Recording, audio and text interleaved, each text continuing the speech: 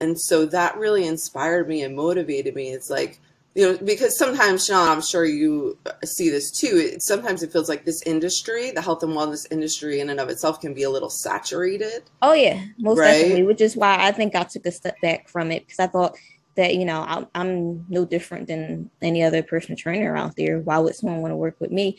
Which is why I started the podcast, because it's so oversaturated with false content, with the perfection type of content. It makes people think that they have to be perfect, look perfect to go through a fitness journey, and you don't have to be perfect.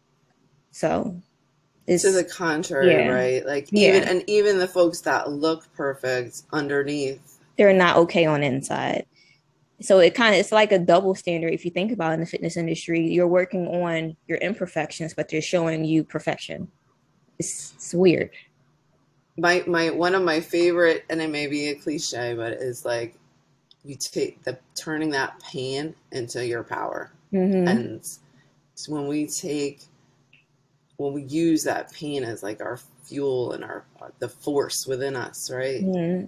That's just, and that's why I think I love the weights. I love weightlifting. I love the steel. Like, I just love connecting, because it makes me feel so powerful. It makes you feel powerful and strong. Yeah, it really makes me feel powerful. But to your point though, and like, you are so unique, right? All of your influences, all of your life experiences, all of us are just like, no one on the planet is you.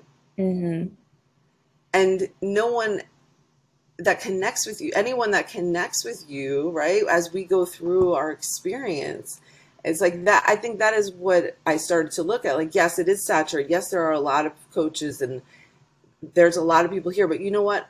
If I didn't connect with my specific coach, right, and what she offered and what she came from and how her life influenced her, where would I be? And so, you know, you are unique. We're all so incredibly unique, and we're just a culmination of all of our experiences. And so we do add value. We add so much value. Yeah, we do. A lot of value. So what is the biggest lesson you think you've learned during your journey?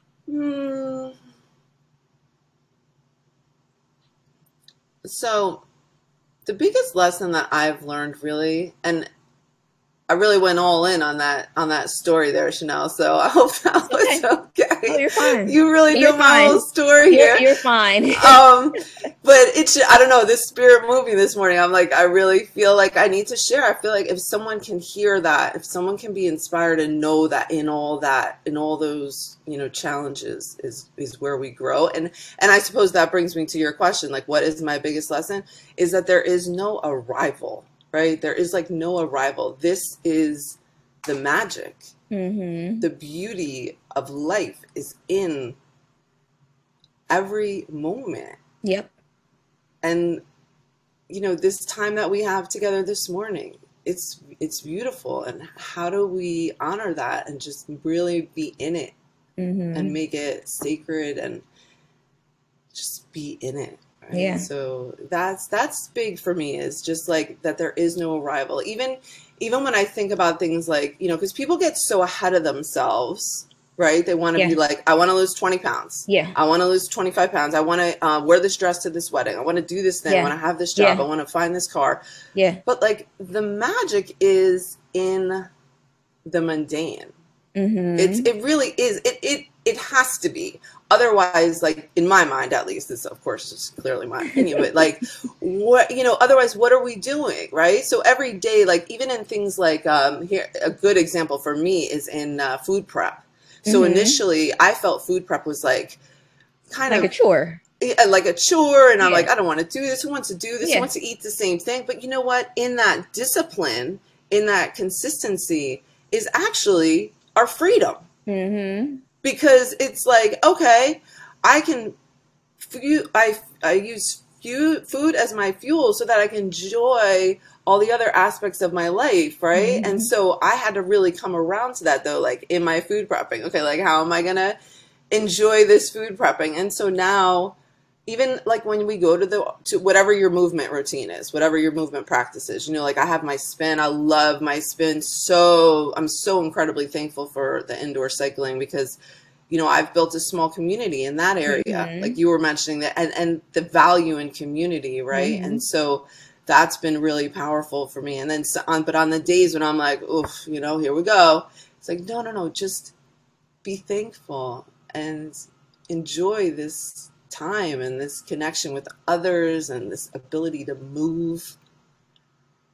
So your spin classes, do you do them on a specific platform or anything like that? Because I know some people who do Peloton and stuff like that. Do you do that type of platform or do you do your own thing?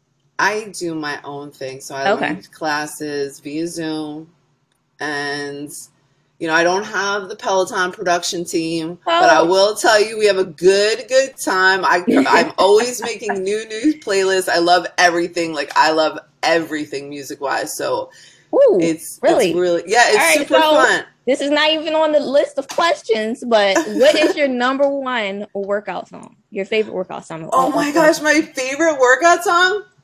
Oh, Chanel. I don't even know if I could pick one. That is so... I think I'm going to add that to the list of questions.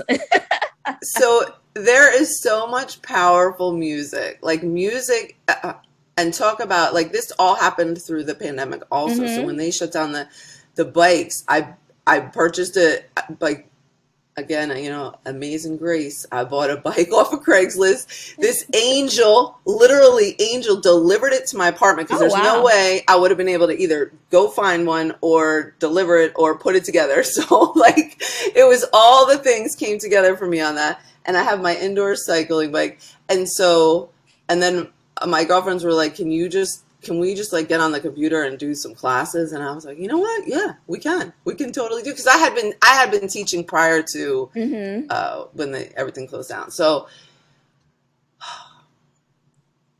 I honestly I can't give you one. You know why? Because the reason that I bring all that up is because I'm so maybe the word is moody. Like it depends on the mood, you know, because I have playlists from when we first, you know, when everything first shut down, and those playlists are so like, they're just really digging deep. And, you know, I went back like into like a lot of Prince and a lot of like, oh my gosh, so much. I love house music. Like I'll bring in, you know, I could be playing like, oh my gosh, everything. I'll play Queen, then I'll play Lil Wayne, Nicki Minaj. Like I'll bring in like the, you know, reggaeton, everything, like everything. It really varies. Okay. But I'm going to think about one song. If I could only play one song, oh my gosh, that actually like hurts my heart to even think about that.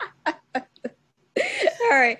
So what is the most underrated thing in the fitness world in your opinion right now? The most underrated? Oh, underrated? Yeah. You know what? I think I might have to say mindset, because just having that,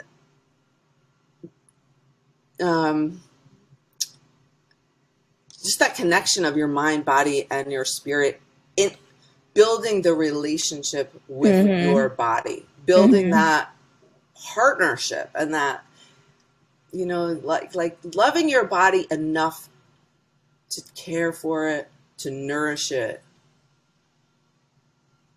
Yeah. That's like I mentioned before we even started recording, we were talking about how it's important about mindset because it comes before the physical part. And a lot of people don't understand that until they start their journey. They're doing everything and it's not working, and they wonder why it's not working. And it's because their heart and their mind aren't in it. They're like, there's like a disconnect. And a lot of people think that, you know, that it's something hard. You got to go get a therapist or something like that. And you don't. You just read a book. Like I mentioned to you before, read a book, listen to a podcast, listen to music, meditate. Yeah, listen, contact you, yoga, you know, it doesn't really have to be, you know, something extraordinary. Absolutely. And in fact, it's funny you say that. You're bringing this to my awareness again, because think it was like early 2000s, a friend of mine asked me if I had an Instagram, and I was like, Instagram? And now at that point I had been like, I was eating horrible, I was drinking all the time, like I was just in this relationship and in this atmosphere where that was just what we did for fun. We ate and we drank. Like that's what we did. We had a good time. I'm not going to Nothing deny wrong with that at drinking, all. guys. I'm a Right? big fan of wine. This is not wine, though. It's tea. But no, without judgment, that's like the most important thing is like I don't judge those things because I've seen everything. I've been in a lot of different situations, and I enjoy my life, and now I just enjoy it differently. But at that time, that was just my behavior. Those were just my habits. And I remember seeing this this thing on Instagram, and it was like 15 minutes of movement, right? And so I promote that a lot now too in what I do, and even in my coaching. It's like, okay, where can you start? Where can you start? You have 10 minutes. If you don't have 10 minutes to walk around the block, like something needs to be evaluated. Or even if, you know, you're in an injury situation and you're recovering from an injury, okay, like maybe take 5 minutes and just breathe and just connect with your body in that way. You know, like these are the little things. And actually, when I came across that hashtag, as silly as it sounds, I don't know if I was already in the gym or whatever, but having that group, having that community, which is why what you're doing is so beautiful, is like just finding that one random group or you know, you find your coach or whatever it is. Like, it's just that perspective, that accountability, that community. And then I was like, oh, okay, I can do this. I can run for 15 minutes. I mean, I can walk for 15 minutes for sure, you know? Oh, okay, I can all right, maybe I will get back in the gym. Maybe I'll go lift some weights, even though I was super intimidated, right? Because I was totally out of shape. And I was just like, I'm just going to start in this little woman's section where no one really is, and I'm just going to pick up a weight and see we'll see what happens, right? It's like that initial, even just like giving yourself a hug. It just begins that momentum of connecting with yourself. And I get like chills talking about it because that momentum is everything. Momentum is everything. Everyone sees, you know, the final, the end game. We're looking at these medias and these perfectly curated feeds. And it's noise, and it keeps us in this cycle of like, oh, that should be me. Why am I not doing that? Why did I not do that? Blah, blah, blah, you know, and like you just start with the criticism and the blame and the shame and the guilt and all these things, and it's like, no, just you know, give yourself a hug, maybe. Take a deep breath. Like we were talking earlier, I mentioned the podcast I listened to, Gary V. And if you guys don't listen to him, you guys definitely should, because he talks about anything under the sun.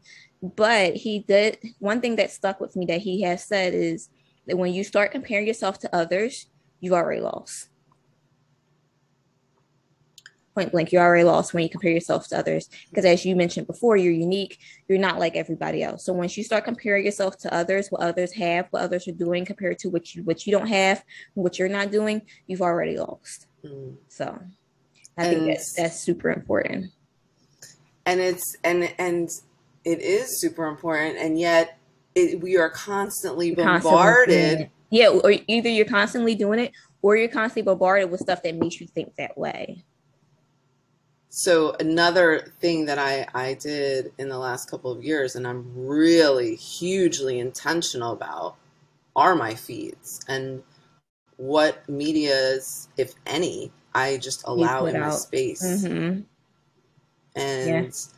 it was a game changer.